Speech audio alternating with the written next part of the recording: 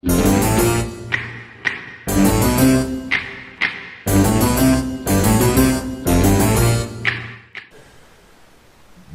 à tous et bonjour à toutes et bienvenue dans le port de Saint-Icos, le port d'Halloween de Saint-Icos, puisqu'au moment où je tourne cette intro, je suis au port d'Halloween de 2018, les premiers jours après la mise à jour.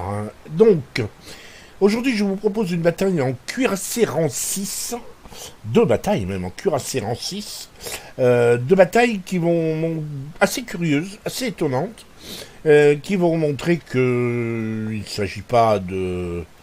pour finir haut au classement, il ne s'agit pas de faire des dégâts du début à la fin, il s'agit de faire des dégâts de manière opportune, au bon moment, et que c'est pas parce que vous commencez mal une partie que les choses ne peuvent pas s'améliorer par la suite. Deux batailles étonnantes, donc, avec deux cuirassés très différents dans l'esprit, même si, on va parler d'abord du Bayern.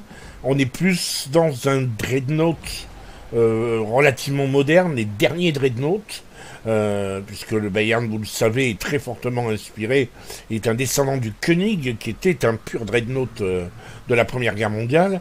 Le Bayern a été construit à la toute fin de la Première Guerre mondiale. Enfin, il a été construit.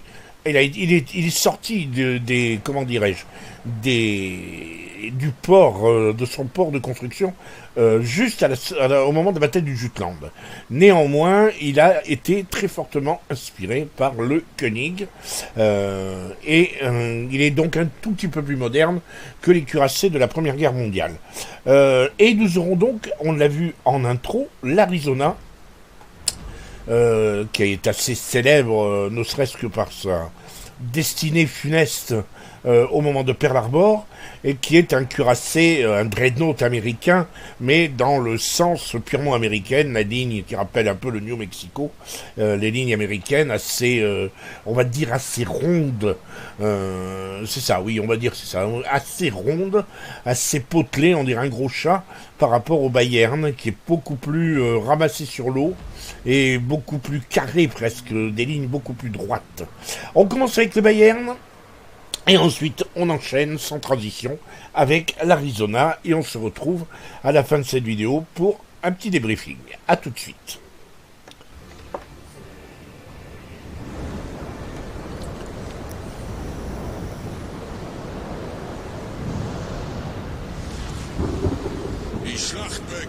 Allez, on est parti, on est à bord du Bayern, donc, de Werwolf, un membre du clan ADML. Il est à bord de ce cuirassé allemand et de rang 6, et il est sur la map ligne de faille en mode domination. Je suis en train de regarder comment les cuirassés de l'équipe verte menacent de se déployer, et ça va être chouette, parce que j'ai l'impression que tous les cuirassés vont partir, à l'exception de Werwolf d'ailleurs. Ils partent tous dans la même direction, c'est-à-dire ils partent vers la passe des DD. Voilà, c'est une curiosité. Personnellement, je désapprouve formellement cette tactique. Alors qu'un cuirassé aille dans la passe des DD, je peux le comprendre, mais quand ils partent tous, ça fait un nombre incalculable ça fait quand même un nombre incalculable de tourelles qui deviennent inutiles, le temps qu'ils traversent et qu'ils passent dans C, et qu'ils capturent le point C. Et même s'ils ne passent pas tous dans le point C, eh bien, ils sont massés là-bas, et il suffit de quelques jets de torpilles, et voilà, c'est un peu n'importe quoi. Il y en a même un qui demande pourquoi ils sont tous en train de lâcher le point A, et je trouve que c'est une question intelligente, d'autant que le seul DD qu'ils ont va sur le point B, donc au centre. C'est un panasiatique, un Janway. Les croiseurs verts, eux, il y en a deux, mais Nuremberg et Dallas, ouais. Sachant qu'il y a un porte-avions de part et d'autre. Nuremberg et Dallas. Le porte-avions rouge, on le voit, fait tout le tour. C'est un grand classique, longer les lignes jusqu'à ce qu'ils trouvent le porte-avions ennemi. Lequel porte-avions... Donc, ils partent à la recherche du porte-avions vert. Lequel porte-avions vert n'a pas encore lancé ses avions. Le bug. Et il a faire un bug aussi, ça y est, il se décide enfin à lancer ses chasseurs. Et il a intérêt à bouger. Il a intérêt vraiment à bouger. Werwolf a décidé d'aller plutôt vers le centre. Il a bien compris que ça servait à rien de partir sur A. Il semble que les rouges aient envie de foncer sur A d'ailleurs. Donc ils vont se retrouver en très mauvaise... ils risquent de se retrouver en sous-nombre et ça c'est pas très malin. Voyons le tir sur le Königsberg et ben voilà. Une salve parfaite, 15 000 d'entrée de jeu. Première salve, ça met de bonne humeur. 15 000. Avec Citadelle à la clé, le Königsberg il est détendu là. Du coup, Werwolf a ralenti assez violemment, espérant pouvoir finir le travail. Ce qui est pas mauvais, sauf que... Ah, si ça passe, c'est beau. Si ça passe, c'est beau. Est-ce que ça passe? Ça va tomber bien, comme il faut, en tout cas. Et ben voilà. Ah non, c'est... Oh là là. Ils sont deux à avoir tiré sur le Königsberg au même moment. Werwolf et son Bayern et un aggaditionnaire. Et en fait, les deux obus, c'est celui d'aggaditionnaire qui a primé pour le kill. Là, effectivement, ils ont déjà perdu un croiseur. A priori, ils ont perdu un Nuremberg. Donc, c'est-à-dire le croiseur qui était du côté de A. Et le Dallas, lui, eh ben, le Dallas qui était avec le Nuremberg s'enfuit. Évidemment, les rouges sont en train de foncer sur A. Et les verts, comme je vous l'avais dit, regardez bien, il n'y a absolument pas... ils sont allés s'amalgamer au-dessus de C et ne servent à rien. Mais à rien du tout. Voilà, c'est clair. À part ceux qui ont réussi finalement, qui ont décidé de descendre vers B, tous les autres sont inutiles. Ils se rentrent dedans, ils se gênent, et ils ont même pas capturé le point C. Hein. Ils sont même pas capturés. C'est... Voilà, moi, ça le don de me mettre en règne, excusez-moi, mais c'est le genre de truc...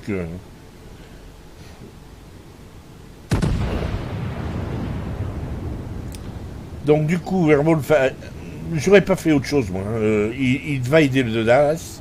D'abord, il va l'aider à s'en sortir, à essayer de survivre, parce que il est poursuivi, il a du monde sur le dos.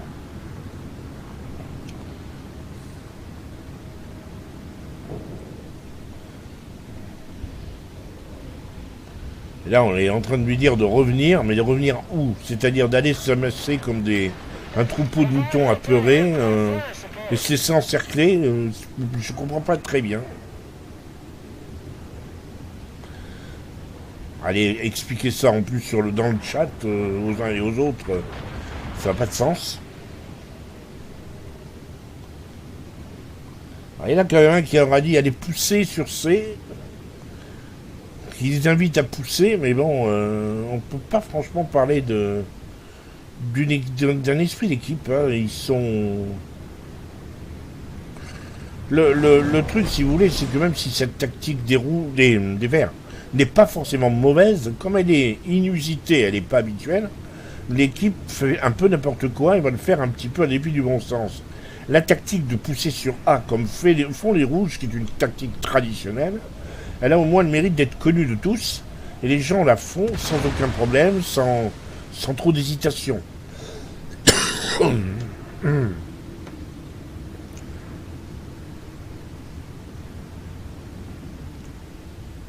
Par contre, à l'arrivée, le Bayern n'a plus aucune cible à porter. Donc évidemment, ça risque d'être un petit peu compliqué pour lui.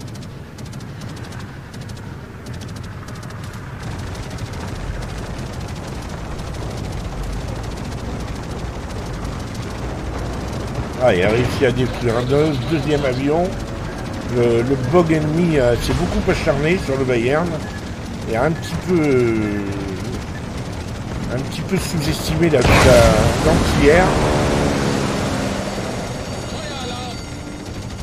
a quand même réussi à lui mettre un incendie. Hein.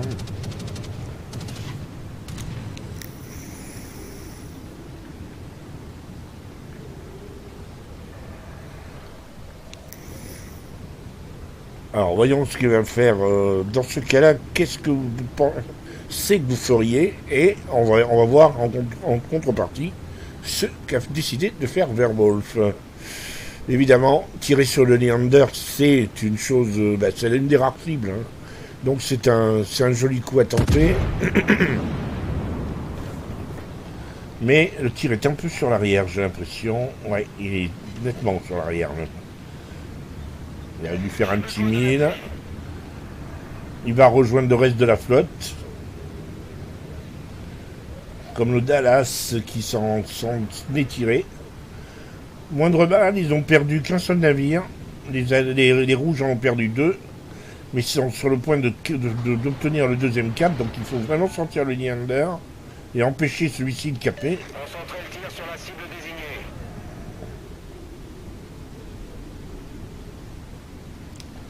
Il ne devrait pas tarder à le voir alors qu'il est visé par 2 navires là. Non, eh ben oui, il ne verra pas pour cause. Ah non. Le Neander s'est mis dans sa smoke.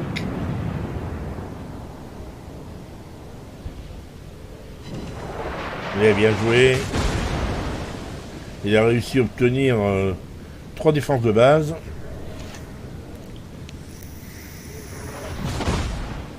Mais comme il est spoté, il est visé par 4 navires en même temps. Hein, quand même, c'est énorme. Le Kongu doit le viser. Et ben voilà quoi. On est dans un cadre où les îles, elles gênent énormément les verts. Les rouges se sont déployés d'une manière, on va dire, beaucoup plus efficace que les verts pour l'instant. Alors ça ne veut pas dire qu'ils vont gagner, mais ça veut dire que avec cette tactique de passer par C, autour de C, les verts ont perdu pas mal de temps. Ils n'ont offert aucune résistance du côté de A. Les rouges ont capé tranquillement. Alors vous me direz, oui, mais les verts ont mis beaucoup de temps à caper C. Ils ont capé B, mais ils sont en train de perdre. Donc, on peut raisonnablement penser que, même si les Verts ont l'avantage, on peut raisonnablement penser qu'ils vont être en difficulté.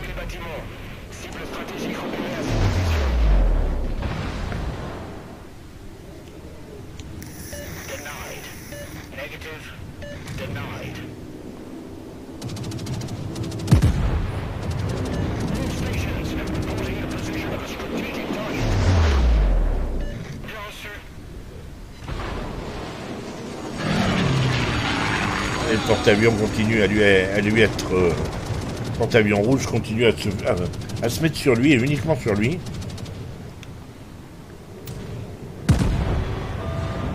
Ils ont perdu le point B, comme je l'avais annoncé. Comme je l'avais sous-entendu, plus exactement. Je ne l'ai pas réellement annoncé.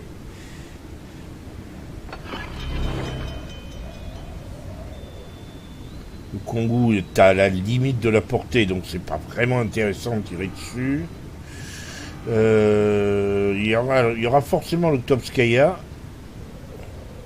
Et le Topskaya réussit à se bitcher, lui.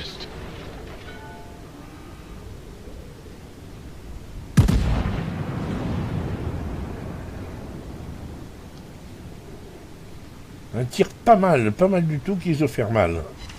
Voilà, 5007.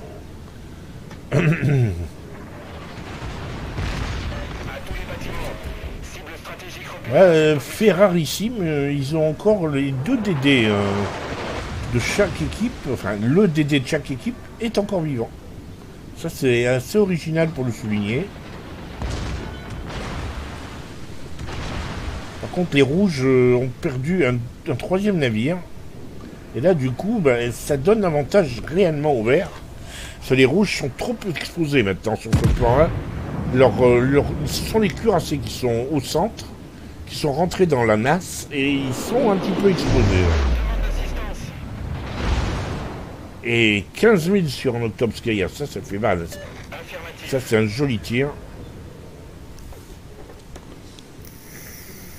Si on applique le le théorème tiers fois 10 000. On est tout proche de, comment dirais-je, de l'objectif.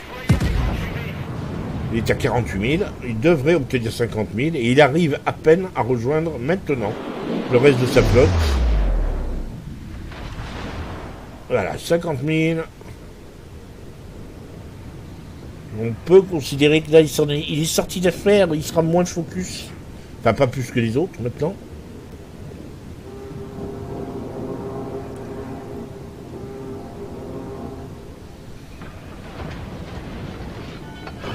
S'il va se continuer à se mettre... Oui, le Topskaya continue à montrer son flanc. Il y a vraiment pas de raison.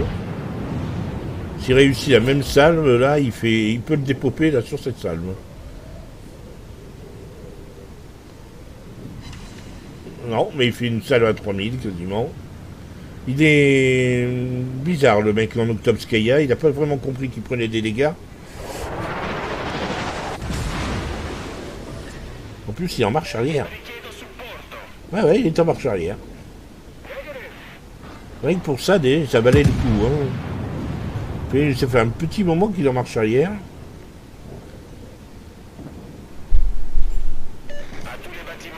Et voilà, boum, citadelle. Un kill. Et ça ne peut être que une récompense bien méritée pour ce qu'il a fait jusqu'à présent. 60 000 de dégâts, c'est plutôt sympa. Et les rouges qui avaient vraiment toutes les raisons de penser pouvoir gagner cette bataille sont en train de se faire sortir parce que leurs cuirassés sont au milieu. Ils se montent complètement. Voilà.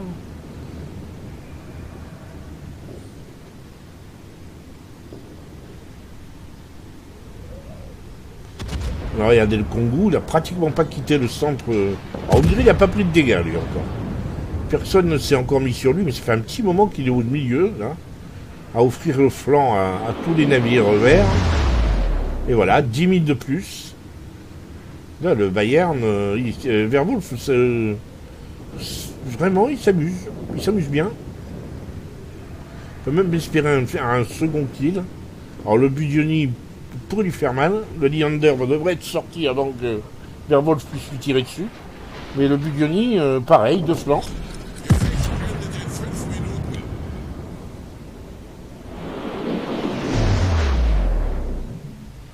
Cette limite de la portée, ça risque d'être compliqué de faire un tir super efficace. Eh ben ouais. Tir super efficace.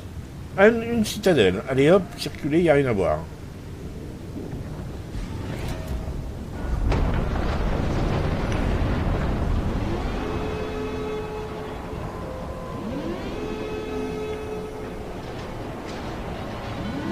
Werwolf qui s'excuse auprès du Kongu.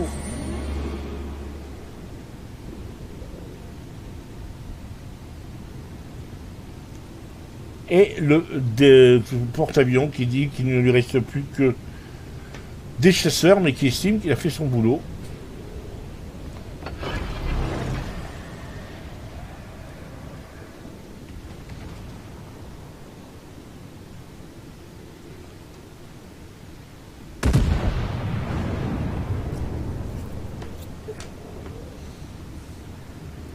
Bataille très efficace, implacable de la part de Werwolf. C'est une bataille que vous pourriez peut-être trouver assez quelconque, mais quand vous regardez, il a fait quand même 83 000 de dégâts. C'est pas tir fois 20 000, mais on s'en approche, d'une part.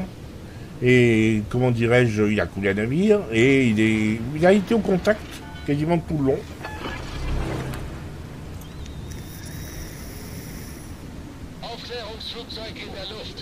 On sent qu'il a envie de se faire le Budioni quand même. Hein, et il faut reconnaître que le Budioni continue à montrer son flanc. Allez, il tourne. Je crois pas. Ah, il se bouffe la montagne en plus. Je crois pas qu'il serait arrivé. Les Verts ont clairement pris la mesure. Hein. Maintenant, il n'y a plus photo. Il n'y a pas vraiment de suspense. 983, 986, ça tourne à toute allure maintenant, le compteur. Prochain navire coulé, et je sais même pas si ce sera peut-être même pas utile. Ce sera la fin de la bataille. Voilà. Allez, on enchaîne sur les écrans. 4285 points d'XP, 4663 XP libre, 83 000 de dégâts, c'est tout à fait confortable. Un seul kill, il n'a pas été payé, il aurait mérité d'en avoir un ou deux de plus. Il est premier, avec assez proche du New Mexico, ils sont finis assez proches l'un de l'autre, 1393 d'XP. A noter les 7 avions détruits par l'entière du Bayern. Quand on dit que le Bayern a un entière moisi, voilà quoi. Il y a le Dallas qui a fait mieux, 8 avions. Et Dallas comme Bayern ont fait mieux que le Bog, qui a fait que 5 avions lui. C'est étonnant. Ils estiment qu'il a fait son job, mais bon, ouais, il a tué que 5 avions quand même. 39 000 sur le Topskaya, 5 000 sur le Königsberg, 11 000 sur le Budjoni, 10 000 sur le Kongu. Il a parcouru 57 km. Il a tanké 849 000. On a vu que quasiment ce tanking s'est fait absolument, comment dirais-je, dans la première moitié de la partie. Il a été véritablement focus par une bonne partie de l'équipe. Après, ça a été fini. Plus personne ne s'est vraiment intéressé à lui. Il a fait 83 000 de dégâts en jouant uniquement à la paix. Un obus sur 4 à peu près à portée. C'est assez classique dans ces circonstances. Il a quand même beaucoup tiré à la limite de sa portée. Et ça explique la dispersion, explique aussi ce ratio anormalement bas de 1 sur 4. Et le commandant a donc pris 4440 points d'XP de commandant, tout simplement. Allez, on est parti, on enchaîne donc avec l'Arizona et votre serviteur, à bord de ce glorieux cuirassé américain. Je suis en division avec Polon, que voici, qui est sur son Iquarius, et Iquarus, on va dire, à l'anglaise, et le Warspite de Black Hawks, navire qu'il a depuis peu de temps, et qu'il aime beaucoup. Donc c'est vrai que j'avais aussi l'envie de le prendre, le Warspite, du 2 Warspite. On va essayer de prendre un cuirassé qui complétera, et qui encaissera. Et on va, on va essayer de faire des choses proprement. En Polo, on décide d'aller, nous sommes sur la ligne de faille, en mode domination, pour lui décider d'aller tout droit sur B. Et moi, je demande à Bakou ce qu'il compte faire, et lui, il m'explique qu'il a l'intention de descendre le long de la colonne 7. Donc si j'agrandis la minimap, c'est la colonne juste à côté, un tout petit peu sur notre gauche, et de descendre là, à ce niveau-là, c'est-à-dire de ne pas aller sur C forcément, dans la passe des DD, mais de longer et de venir couper éventuellement les arrières d'une force rouge qui bloquerait cette passe des DD, de couper en deux la force rouge. On va voir que cette tactique, même si elle paraît excellente, a ses inconvénients. Et en cela, d'ailleurs, il faut féliciter Wargaming, parce que la découpe de la map et la manière dont ils ont conçu la map, justement, met des obstacles à certaines tactiques. Et on peut s'en percevoir de ces obstacles au moment où on applique ces tactiques. D'ici là, pour l'instant, l'idée d'aller comme veut le faire Black Hawks me paraît tout à fait viable, pourquoi pas. J'ai l'habitude d'aller plutôt sur ma droite, de partir le long de la ligne C et d'aller pratiquement jusque sur A. Le souci, c'est que ça m'isole de la bataille pendant pratiquement 5 bonnes minutes, voire plus, même beaucoup plus que 5 minutes d'ailleurs.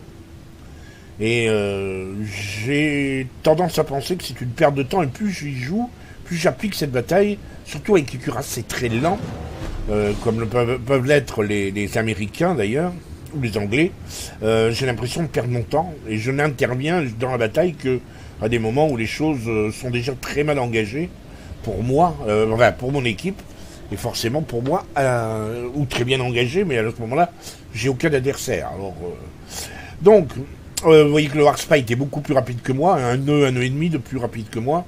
Donc j'ai déjà pris du retard. Ça va avoir son importance. Pour l'instant, j'ai un œil sur la minimap, un œil sur la, comment dirais-je, sur cette équipe. Je regarde de quel côté va le Warspite, et Black Hawk me dit, bon, attention aux Normandies. Et regardez bien la châtaigne que le Black Hawk va prendre avec son Warspite. Boum, voilà. On ne l'a pas vu. Il vient de perdre la bagatelle de 12 000 points sur cette première salve en Normandie.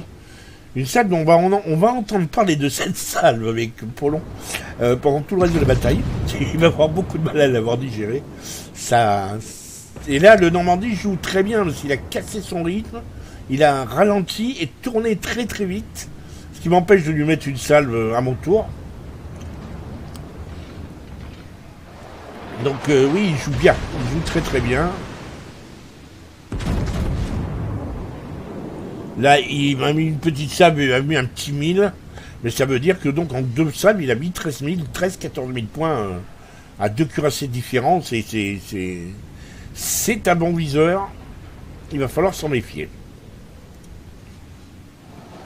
Toujours derrière Black Hawks. Et là, à nouveau, une salve. Et à nouveau, Scrunch. Voilà, il a encore perdu 12 000 points.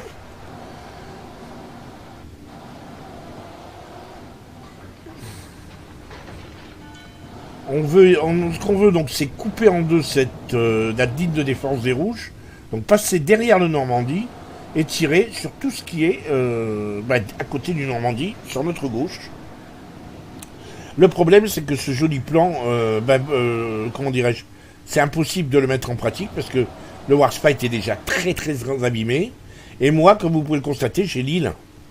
Et je ne peux absolument pas tirer sur le Normandie pendant tout le temps de cette bataille. Pendant tout le temps de cet épisode.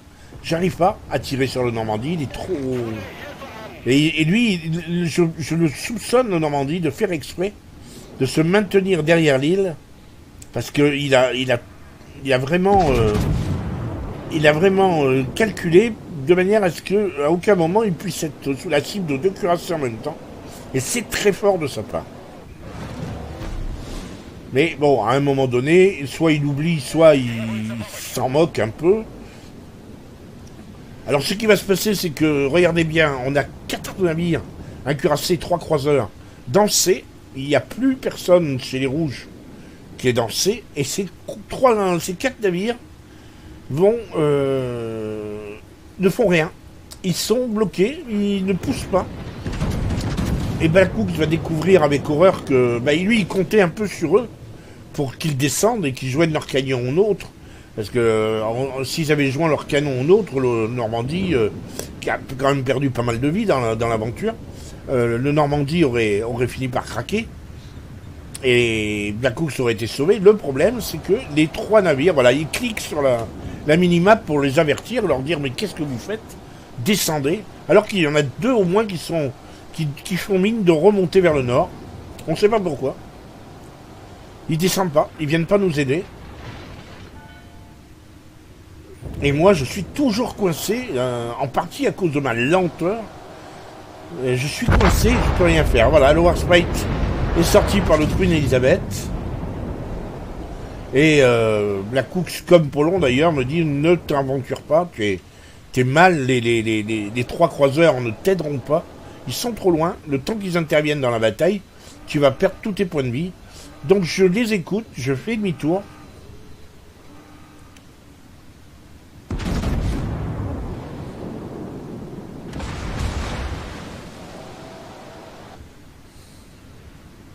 Regardez combien j'ai fait. Hein.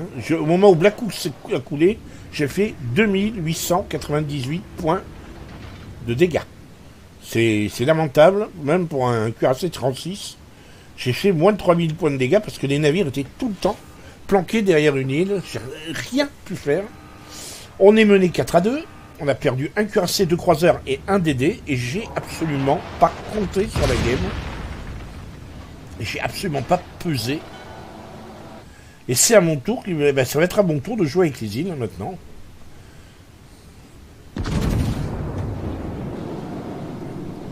Alors il y a deux Queen Elizabeth, il y a celui qui est ici, à côté du Dallas, sur qui je tire, et que je rate d'ailleurs, continue à être très efficace, comme vous pouvez le constater. Et il y a celui-là, qui me tire dessus.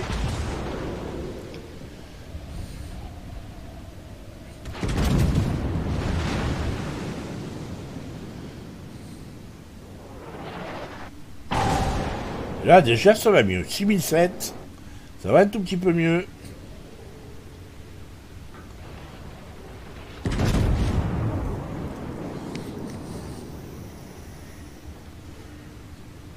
Pour ceux qui me voient jouer en cuirassé, vous savez que c'est une de mes méthodes de jeu, c'est partager mes salves en deux parties égales sensiblement.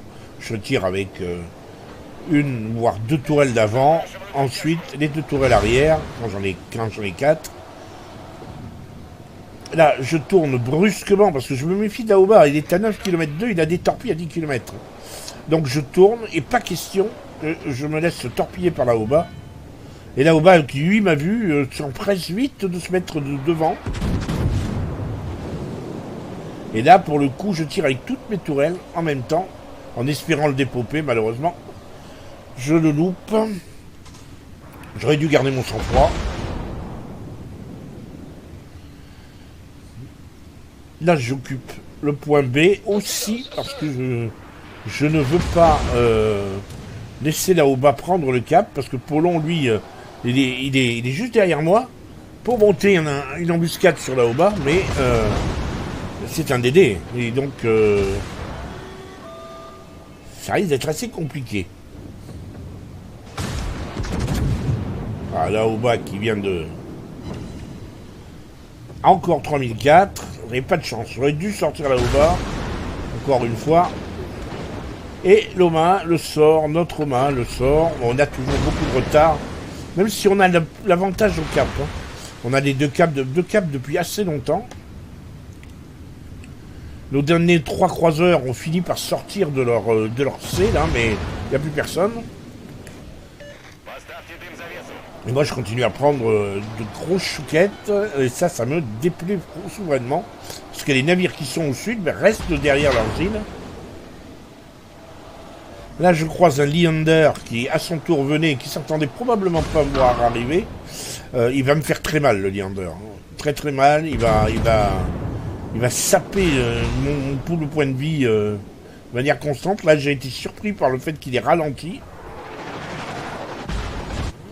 Et je néglige de lui tirer dessus à l'aveugle.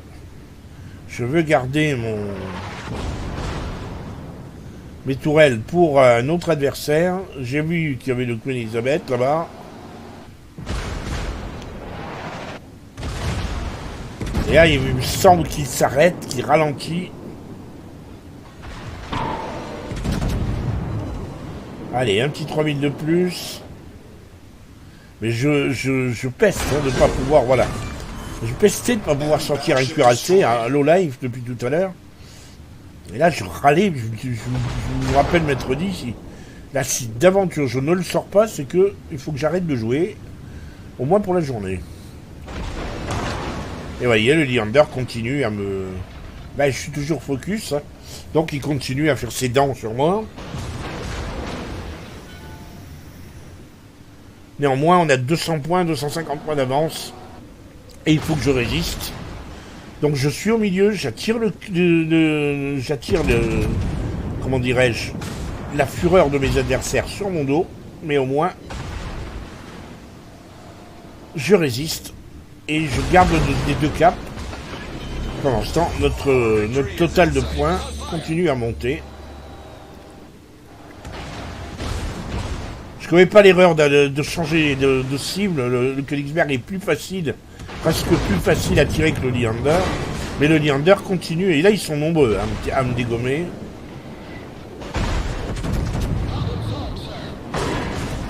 « 850, voilà, ça y est.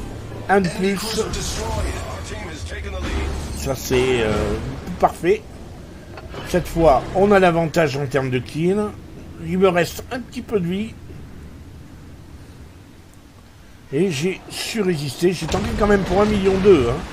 C'est quand même assez confortable pour un 1,3 million maintenant. Pour un cuirassé de rang 6. L'Apollon me dit, je m'occupe du DD qui est derrière toi. Et moi, moi je vais aller sur il faut que je m'occupe du Leander qui depuis tout à l'heure me smate bien. Ah, Citadelle, malheureusement je ne sors pas. Je suis sûr qu'avec le Julio César, je l'aurais sorti. Fusée d'un obus, 2 de plus, et puis c'était bon. Et il continue, hein, un petit peu contre toute attente, à se faire les dents sur moi. Le temps que je recharge, je ne le pourrai pas tirer de sortir. Donc je vais passer sur le Pensacola.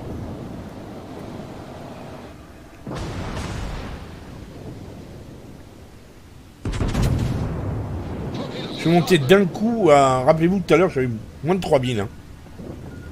Et là, je suis monté Citadelle sur le Pensa. Je suis monté à 71 000 et fin de la bataille. On enchaîne donc sur les écrans de cette victoire. 6157 points d'XP. 971 XP libres. 71 900 de dégâts, pratiquement. 2 kills, 3 citadelles. 35 coups au but. Je finis premier de justesse devant le Nuremberg. Black Hawk, ce malheureux, a été sorti un petit peu tôt. Deux victimes, le Königsberg, le Queen Elizabeth, pour 12 007 et 8 003. 17 000 sur le Pensa, c'est le seul salve que je lui ai mis d'ailleurs, c'est Citadelle, 17 000, boum. Leander, 12 000, Queen Elizabeth, 11 000. 38 km, 70 de parcouru, 1,4 million de dégâts potentiels. Et j'ai fait pour 71 000 de dégâts avec la batterie principale. On finit avec l'XP du commandant, 8301 points. Voilà pour cette bataille. Voilà, retour sur le Bayern et sur l'Arizona, en espérant que cette vidéo vous aura plu. On a vu que dans les deux cas, la bataille... ça paraissait être une bataille assez quelconque, et que le Bayern a joué le rôle un peu de travailleur de l'ombre, et a bien su faire son job sur son aile. L'Arizona, tant qu'à moi, j'ai quand même nettement eu l'impression que j'ai su résister, parce que les rouges étaient bien près de renverser la game. Et j'ai eu la chance de pouvoir encaisser. Et ça, c'est la force de l'Arizona, qui encaisse beaucoup. Il encaisse bien, comme les cuirassés américains d'ailleurs. Et c'est peut-être ce qui a sauvé ma partie. Voilà, j'espère que cette vidéo vous aura plu. On se retrouve très bientôt. N'hésitez pas à liker. N'hésitez pas à commenter. Et à bientôt, si vous le voulez bien.